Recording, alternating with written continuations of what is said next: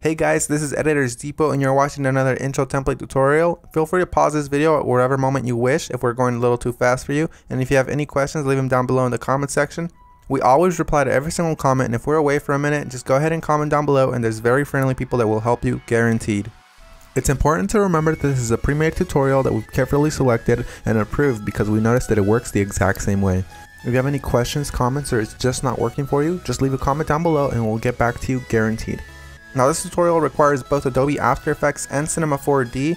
You will absolutely require them. If you do not have them, go ahead and visit EditorsDepot.com. We can do any template customization at very affordable prices. Just feel free to select the template you wish and check out with it and detail everything you want on the template. Now that that's out of the way, all you're going to want to do is open up the Cinema 4D file. So here it is, and we already have it open, so we're going to go ahead and bring it up. And as you can tell, everything is ready to go. All you have to do is replace the text, render, and you're done. Except one little thing, there's sometimes problems that come up with the templates, and I'm going to go ahead and cover them here. Sometimes the audio will be included, and you don't have to worry a bit about that. As you can tell on this template, the audio is included. It's not a problem at all, and sometimes the font is not included. If it's not, all you want to do is of course look for the text layers. They will look a little like this. Select it, and then hit font, and select any font you wish. You can visit designerdepot.net for any font you wish.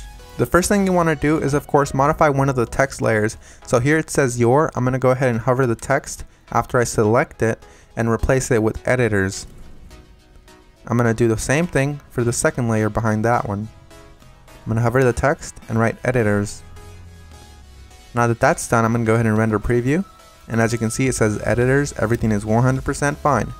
You do the exact same thing for the bottom layers. I selected both at the same time. I'm going to replace it with Depot. Once I go ahead and render preview, it looks amazing and I'm happy with it.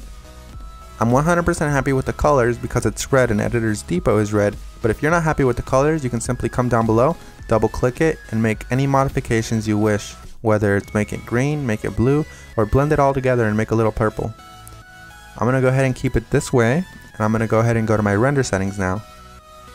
Once you're in the render settings, you're going to want to make sure that your width and height is set to 1920 x 1080 if you have a very good computer or decent computer and you have time. If you have a slow computer and you probably don't have that much time, you make sure you set it 1280 by 720. You want to make sure you tick all frames, and then you go to save. You make sure it's as a PNG sequence for a faster render that does not reduce quality at all. And you want to make sure you select file here. Make sure you make a folder for this one render sequence that's alone and empty. Mine is template render, and I'm going to name my every single sequence render. You close that and you begin the render. While it finishes rendering, I'm going to go ahead and open up my Adobe After Effects file and go ahead and get started with that for you guys.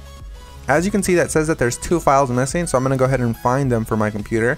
So I'm going to wait for it to load, and as you can see, it says here that the audio is missing. I'm going to go ahead and double click the file, and I'm going to find it for the computer. It should be included in the template, and if it's not included, we're sorry and we're going to do our best to try to help you, but if it's not, you can go ahead and include any audio you want. As you can see here, it's not included, so I'm going to go ahead and just drag in one of my copyright-free files that I have in my library. You can use the one that we're using for this tutorial. Another really quick tip you can actually follow is just close this, right click the file, and go to rename. You can actually copy the entire name if it still has the original name of the song. Then you go back to YouTube, you paste that there, and you download the file from there. You want to make sure it's copyright free and you're not breaking any laws though. Once you've gone ahead and replaced your song, you're going to want to go ahead and replace the other thing that was missing, which is of course the PNG sequence. It might be a PNG file, .png, or it might be an MP4 file, or anything within those regards, like QuickTime for example. You're going to go ahead and double click it and replace it with your render sequence. I'm going to select the first frame, scroll all the way down just to be safe, and select the last frame. You want to make sure you do the same thing, all while holding shift, so it selects every single one. You make sure you tick on sequence here where it says PNG sequence. You should have that option for Windows as well. You hit open and it will import every single one and it'll make it look like a video. That makes your render much faster and it looks the exact same.